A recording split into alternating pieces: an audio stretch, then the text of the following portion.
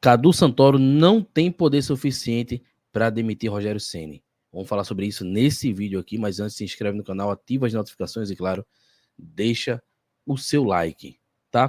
Deixa eu trazer um vídeo aqui para vocês, ó. Um vídeo lá do pessoal da galera da Zona Mista. Vamos acompanhar comigo aqui. Vamos lá. Qual foi o real motivo para essa decadência do Bahia no segundo turno? A falta de habilidade de Rogério Ceni. Com o grupo, com as ideias e com a gestão pessoal também. Quando eu falo com o grupo, é você colocar o time para girar, você dizer a Depena com gestos que, se ele for bem, ele pode ser titular. Se o Biel for bem, Perfeito. pode ser titular. Ratão. Se o Gilberto for bem, pode ser titular. Se o Ratão for bem, pode ser titular. A mensagem que ele passou foi o contrário. Tinha um bocado de gente pagando acesso garantido, pacote prêmio, no campo, nos 11 iniciais do Bahia. Continua, né? Meio campo. Continua. Então, o Lúcio chegou e com a característica que o Bahia sentia falta, até porque o Everaldo joga sempre afastado do gol, e ele só foi ser titular nas últimas partidas. Sendo que ele, repito, é uma característica que falta ao Bahia, que é um apetite para chutar no gol. O gol do Palmeiras só saiu porque foi ele. Qualquer outro ele não ia tentar chutar. Exatamente. Então, do elenco do Bahia atual. Então, Rogério tem tudo isso muito perto dele. E com tempo para treinar. Então, Rogério desgastou o grupo. Me desculpe, o grupo não é engajado com o Rogério. Quem conhece futebol vê. Não estou dizendo que tá ninguém entregando. Mas existe patamar de relacionamento que você percebe. Não tem sinergia entre o grupo e Rogério. Ponto. Não tem sinergia entre Rogério e diretoria. Não tem. Não tem sinergia Rogério e Ferran. Só que Ferran é quem manda. A diretoria do Bahia tem... Essa é a questão que iniciou. Né? A diretoria do Bahia tem o Cadu Santoro, tem o seu poder limitado. Essa é a verdade. Se ele quiser demitir Rogério, por exemplo, e Ferran não quiser, não vai ser demitido. Ponto. Então, isso aí já limita. Mas Rogério não conseguiu gerir o bom momento do Bahia. É engraçado que eu falo assim, quando o time está mal, é porque está pressionado, está com calendário. Quando o time está bem, é porque está jogando pouco. Eu não sei exatamente qual é o melhor cenário para você ter um time engajado e competindo em alto nível na cabeça do Rogério Ceni. Então, assim, ele se perdeu. Eu falo com muito conforto que o Rogério Ceni chegou, foi um dos que mais festejou. Defendi muito, defendi na eliminação contra o CRB, reconhecendo os processos ainda em andamento. Defendi final de campeonato baiano que ele perdeu para o Vitória, inclusive dando 2-0, tomou um 3-2. Por decisões erradas dele, inclusive. Por decisões erradas dele. E até algumas declarações eu consegui entender como parte de um processo, mas se eu continuar insistindo nisso, eu estou fechando os olhos. Sim. Ao que eu estou entendendo, está muito claro que o Bahia se perdeu na gestão do grupo, do comando técnico do grupo. Né? E quando eu falo de ideias, é porque o Rogério Ceni estratificou aquela ideia do time com Everton Ribeiro, Cauli, Jean Lucas e Caio Alexandre, Cassiano e Everaldo, e sem velocidade, sem jogada de bola longa, sem um jogo mais vertical, porque ele tinha na cabeça que tinha que fazer um jogo daquele tipo. Então, para mim, respondendo a sua pergunta, também não me faltam argumentos, na minha opinião, no meu raciocínio, para colocar o Rogério Ceni, por mais que todo mundo tenha as suas responsabilidades, dos jogadores, ao Cadu Santoro, mas para mim, a peça principal que acabou estragando o Campeonato Brasileiro do Bahia foi o trabalho do Rogério Ceni. E, cara, eu acho que é importante até falar sobre isso um pouco, porque Rogério, ele está vivendo efetivamente um momento negativo e de grande rejeição dentro do Bahia do segundo turno em diante. Até quando houve a eliminação para o CRB, o título baiano perdido por Vitória, a gente não via ainda a massa pedindo fora Rogério, por exemplo. Né? Existia um processo de entendimento de que fazia parte do processo. O que você falou foi muito pertinente, era um sentimento também que eu tinha e que parte majoritária da torcida, acredito eu, tinha. E Rogério, desde que chegou e recuperou o Bahia da queda no final de 2023 e viveu esse processo inicial, o primeiro turno desse ano e etc., Rogério, ele foi muito acolhido, abraçado pelo torcedor e ainda não entendia como funcionava uma crise de verdade dentro do Bahia. Por que eu estou querendo dizer isso? Ele chega no Sport Clube Bahia e o que a gente ouvia muito da imprensa do eixo Rio-São Paulo, que a gente ouvia muito das pessoas que tiveram a oportunidade de se relacionar com o Rogério, e eu falo aqui sem ter qualquer tipo de intenção de ser leviano, ou agora tentar jogar na caixa dos peitos dele alguma coisa que pode não fazer sentido. Mas é resgatando aquilo que em outra oportunidade foi muito difundido sobre o Rogério, e eu acho que ele mesmo reconheceu isso na coletiva de apresentação e tudo mais, por conta do trabalho no Cruzeiro, por conta de como as coisas funcionaram no Flamengo, mesmo conquistando o título. Que ele tinha uma dificuldade de gerir elenco, ele tinha uma dificuldade de gerir, às vezes, o seu próprio ego, tinha uma dificuldade de relacionamento mesmo com os demais atletas. Isso fica evidenciado um momento de crise, né? Não dá para ver isso na fase boa, né? Quando acontece algo pontual, ele vai ser defendido e ele vai ter total, né, abraço de todos, porque o que ele está fazendo em campo está gerando um resultado positivo. Então agora, quando eu vejo um Jean Lucas voltando no lance do gol, naquele ritmo, quando eu vejo determinadas situações de jogo, com o cara chegando na cara do gol estando fraco, eu como torcedor, mesmo sem querer ser leviano, não recrimino o torcedor que faz uma teoria conspiratória de que Rogério está tendo dificuldade ali interna e os caras não estão mais abraçando efetivamente a ideia dele, sabe? Então chegou nesse estágio que eu não queria chegar e eu, sinceramente, não imaginei que iria chegar, porque a construção do trabalho parecia ser muito equilibrada, né?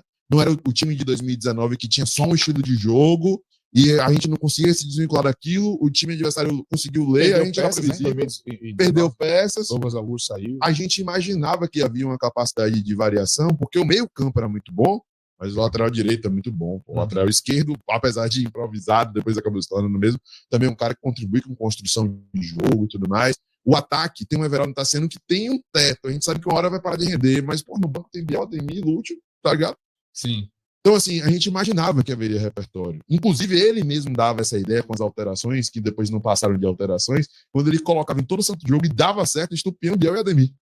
Funcionava. E a gente fala, pô, quando tiver dando merda e o Bahia for bem decifrado, vai ter esse estilo aí para poder tirar os outros da zona de conforto, e a gente vai ser maleável, né? Como, pô, não gosto de comparar, mas toda hora tem que comparar, porque o time mais maleável do Brasil é Fortaleza, é Voivoda, né?